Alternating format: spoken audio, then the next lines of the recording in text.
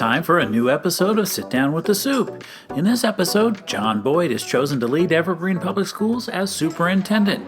His vision for student success and a look at how the selection process unfolded. Also, an opportunity for high school students to become paraeducators in Evergreen Public Schools. How a teaching academy aims to create a new generation of educators. And acknowledging the staff who go above and beyond, a look at the new EPS MVP Award. And now your host, Craig Bernbach, and Superintendent John Boyd.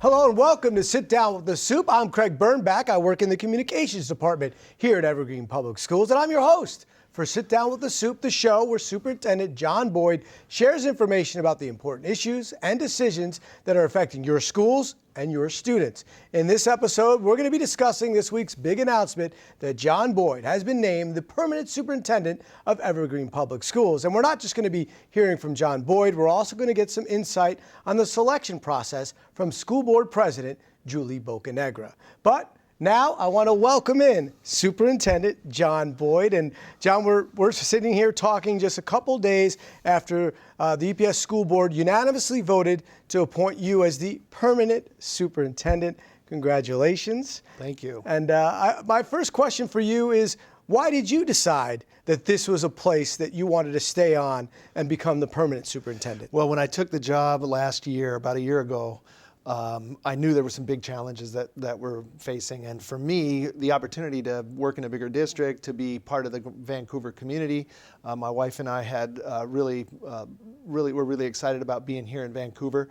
And then after a year in the job, kind of working in it, I've just grown to love it more and more. And so for me, I was excited to accept the position, and I'm really looking forward to what we have in the future. And this was your hope, right? When you first came here, that there would be a fit. You didn't really think you were hoping this was going to be a long-term position for you. Yeah, I knew that there were some big challenges. I knew that that there was a lot to do and to lean in, and I wasn't sure how it was going to end up, but I absolutely approached it as if I was interviewing every single day. And so, yes, I had hoped, and I'm happy to have that come to fruition. You talked about you've been here now a little over a year. When you sit here now, and I know you're always looking forward, but what do you feel are some of your biggest successes so far? Well, you say my successes, I say our successes, because everything that's done in a district of this size with so many people and so many students in a big community has to be done as a unit. And so I think our successes have been numerous. We've failed a levy, and then we passed it, and that was a big deal. You know, even though budget cuts are not fun, we got through $20 million worth of budget cuts last year, and we came out the other side, still focused on our students and doing great things for them. So I feel like that's a success. The work that we're doing around ambitious instruction, specifically focused on math, the way that our teachers and principals and district staff have come together to align our work to do that, I think has been a tremendous success for us. And and we're leaning into a new strategic plan to do that, just not with math, but with the whole district, moving ourselves together as one in support of students. So all of those things I feel have been great successes for us in the last year. Now, one of the things that was mentioned at the board meeting, I know it's always hard to sit by while board members and others are saying things about you. It's easier when they're nice things, of course, but that when you came in here, and one of the first things we did was to sit down with the Sup, and you had said you wanted to rebuild trust in the community. And I know that was something that the board highlighted. How does it make you feel when you hear that the board feels that you have made strides with transparent communication and really connecting with our community? Yeah, it feels great. A lot of people have mentioned to me that it just feels a lot different in the district and around over the last year with the work that we've done to bring everybody together. So it just feels tremendous. And it felt good to hear that also from the board, that they feel that way and that we're moving forward together productively, because as I said before, we can't do it alone. We have to all be on the same page if we're going to do what we aspire for our students. So I'm really thrilled with how our trust is beginning to build. And we know we have a lot of work to do still yet, but I think we've laid some good foundations for that.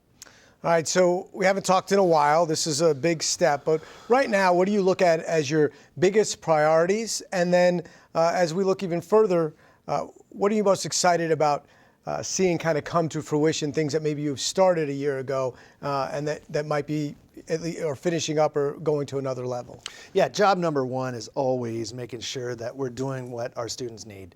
And right now, academic improvement is something that we're really focused on. And quite frankly, we're lagging behind the districts in our area. So that's an area of focus and an area of growth, but also an area that I'm excited about in the way that we've come together. And John, you touched upon it briefly, the strategic plan. I'm part of that process. It's a huge process. Yeah. How are you feeling about where that's going, and what can people expect? Well, you mentioned it's a huge process with involvement of a lot of people, and that's a good thing. The more people that can be involved in it, the more people will feel part of it and feel like they're wanting to lean in with us around that. So feeling really good about it. We're getting to the point now where we're really close to being able to get it out to the public and start socializing the plan so that we can get people rallied around our students together. And when people think about strategic plans, I'm going to admit I was one of them. You think about it, something you see on paper and you read it, but that's not what you're leading here. That's not how this strategic plan will work in the district, correct? No, that's absolutely what we don't want. We don't want just pretty pictures on the wall. We want something that we can do that's actionable, that leads to incremental improvement for our students, their health, their welfare, their academic improvement, and all of the outcomes that we aspire for our students. So we're putting really robust, not just visioning and doing mission work, but we're putting really clear plans together, and we're going to make sure that everybody in their organization knows their role and their part to be able to get that done. So I couldn't be more excited about that effort, how it's trending, how everybody has just supported that, and the possibility of it is tremendous. All right, John, thanks. We're going to take a little break. We're going to bring you back in a little bit. But coming up, we're going to welcome in EPS Board President Julie Bocanegra to share a bit about the process the board went through in deciding to name John Boyd the permanent superintendent. But first, February, of course, is Black History Month. And our board created this video to share how we are recognizing this important month in our schools.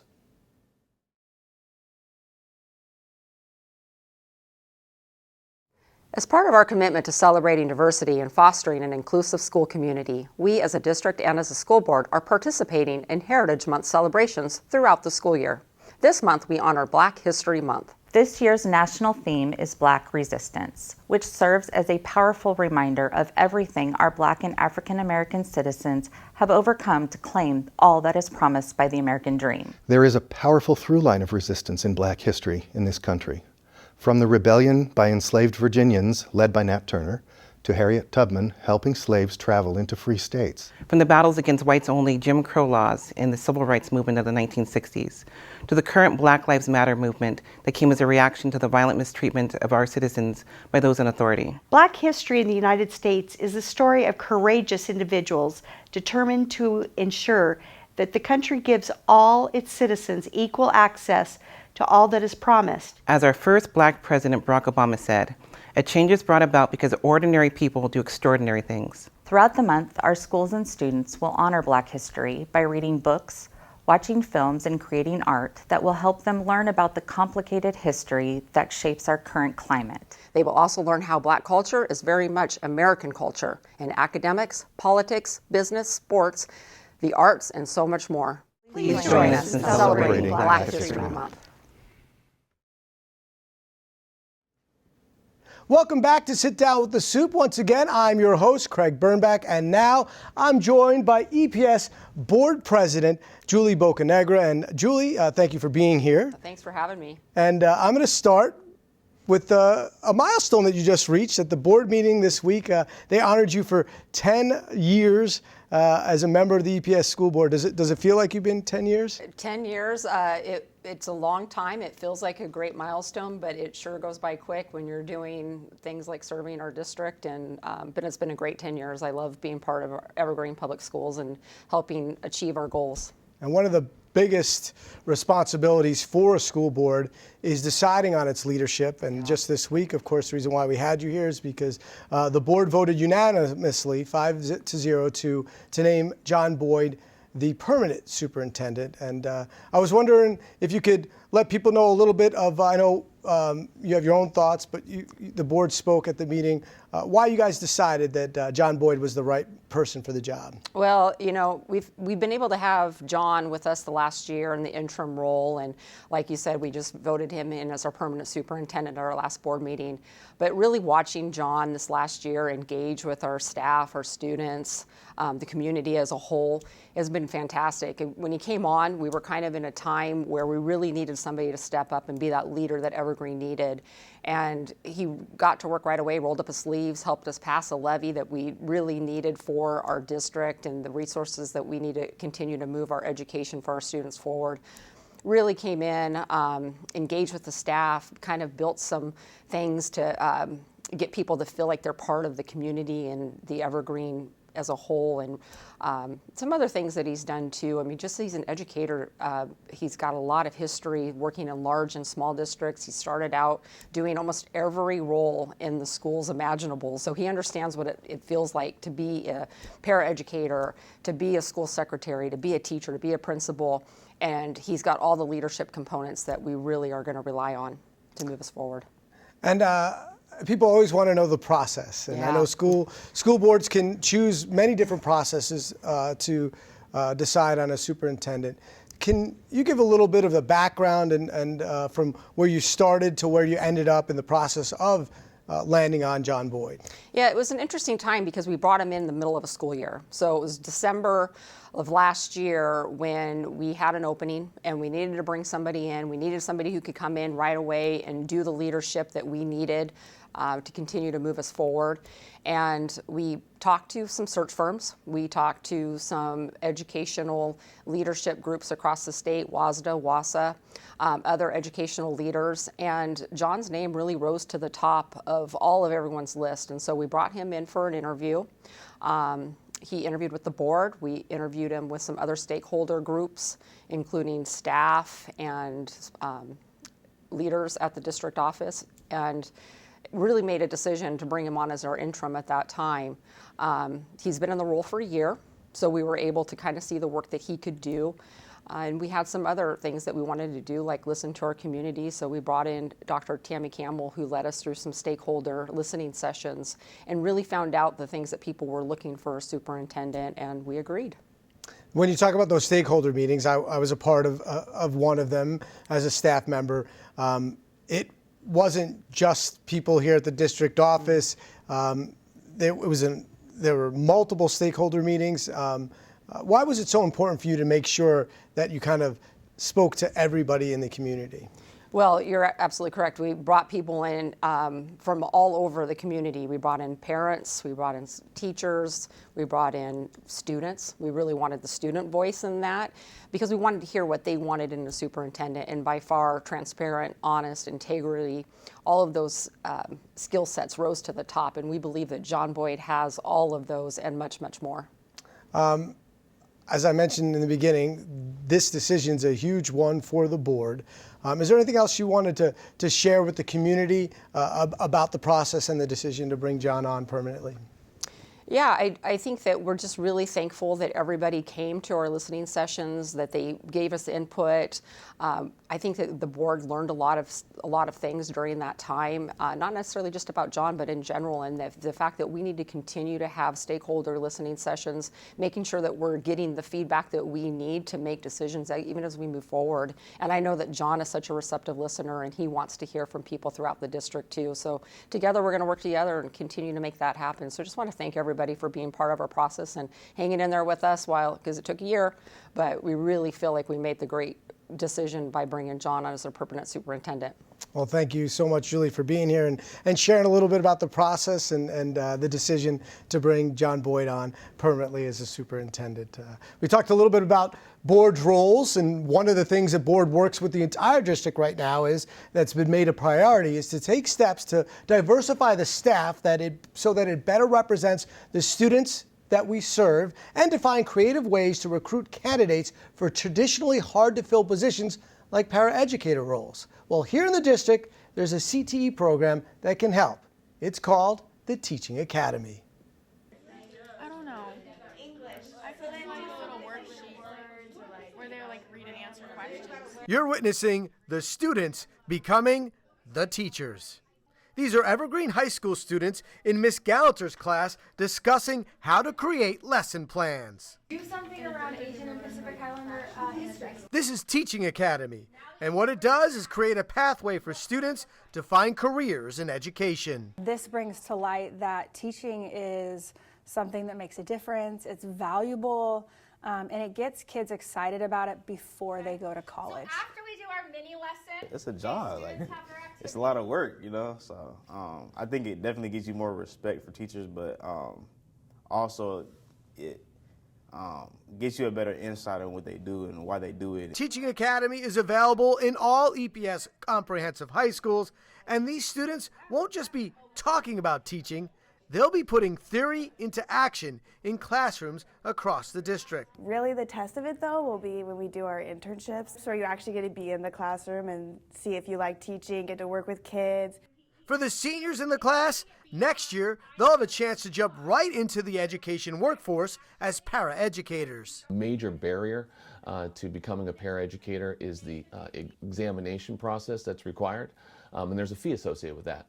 So to help incentivize students to see themselves as paraeducators, the district covers the fee for the students to take that test.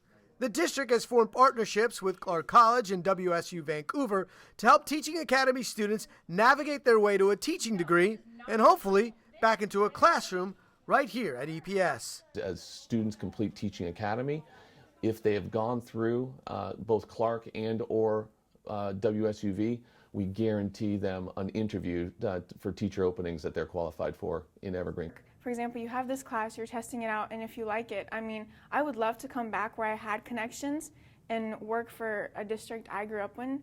In EPS and other school districts across the country, there's a significant effort to diversify staff so that the staff better represents the student body they teach. Our Teaching Academy can be part of the solution. Representation of teachers and educators that look like them, sound like them, speak the same language as them. They see those things and they recognize I could help make a difference in that space. I think it's really cool for children to see themselves reflected in their leaders and in the people they should be able to look up to. One thing's for sure, nothing would make Miss Gallanter happier than to have one of her students eventually become one of her co-workers. To watch a student get up and pick a topic and present it and run a classroom discussion, I feel really proud. I want to add that seniors in the Teaching Academy that pass the paraeducator exam, they're going to receive a guaranteed interview here at EPS for paraeducator positions that they qualify for. And with that, I'm going to welcome Superintendent Boyd back into the conversation. And I know that you've been to these Teacher Academy classes and actually spoken at a few of them. What's your experience been with these classes at the Teaching Academy? Yeah, I had the opportunity to go into Evergreen High School and Union High School to actually did a full presentation, actually did a lesson plan with them, talking about what a superintendent does, helping them understand the intricacies of the work and so forth. And man, I was just so impressed with not only the students but the teachers in that academy and what they're trying to do. We have big shortages of paraeducators in the district, so we're creating a pipeline of not only paraeducators but potential teachers in the future. And they gave me great hope for the teaching profession. I hope those students do end up choosing to go into teaching because they would be outstanding. What I like is they also leave that class with a newfound respect, some of them, for teachers and exactly what it takes to be a teacher. So I love that part about it as well. And finally, I want to talk about another initiative that I know that you're really enjoying because I get to see all the pictures, and that's the EPS MVP that you started this year. Can you tell people a little bit about what that's all about and why you're enjoying it so much? Yeah, well, this year I've done 3 visits in each school. So my goal is to get 4 visits in all schools, and then also get into do some visiting after hours for special events. So I'm on track to get that done. But every school I go into this year, I'm sitting down and having individual interviews with one student and one teacher chosen by the principal, just to learn about their experience. And then simultaneously, we're doing the Evergreen MVP Awards, and that's just great. The principal's choosing somebody that's gone above and beyond. It's typically really emotional and just a special moment for not only the individual chosen. It could be a paraeducator, it could be a secretary, it could be a teacher, or anybody that works in the school, cafeteria worker, custodian, and it's just been emotional, it's been uplifting, and it's been a real positive thing for me personally to be able to award these people who are just doing outstanding work in our district. Yeah, it's EPS MVP, Most Valuable Person, and yes. We're showing the pictures now that they get a picture, and we have a special website for it as well. So, and I've just, I know that the pictures, people are really enjoying the pictures, a lot of big smiles, and at your height, we sometimes, you got to be very strategic about making sure everyone can fit in the picture. I have to tell them to hold the camera up so that my head doesn't look giant. So. And John, again, congratulations on becoming the permanent superintendent here at Evergreen Public Schools. And of course, we're going to do this again very soon. But for now, I want to remind people to stay connected with EPS by following us on social media. Here's where you can find us. On Facebook, you'll find us at facebook.com/evergreenps. On Instagram, it's evergreen_public_schools. On Twitter, follow us at twitter.com/evergreenps. Our YouTube channel is youtube.com/evergreen school district. Be sure to hit that subscribe button. And on LinkedIn, you'll find us at linkedin.com/school/evergreenps.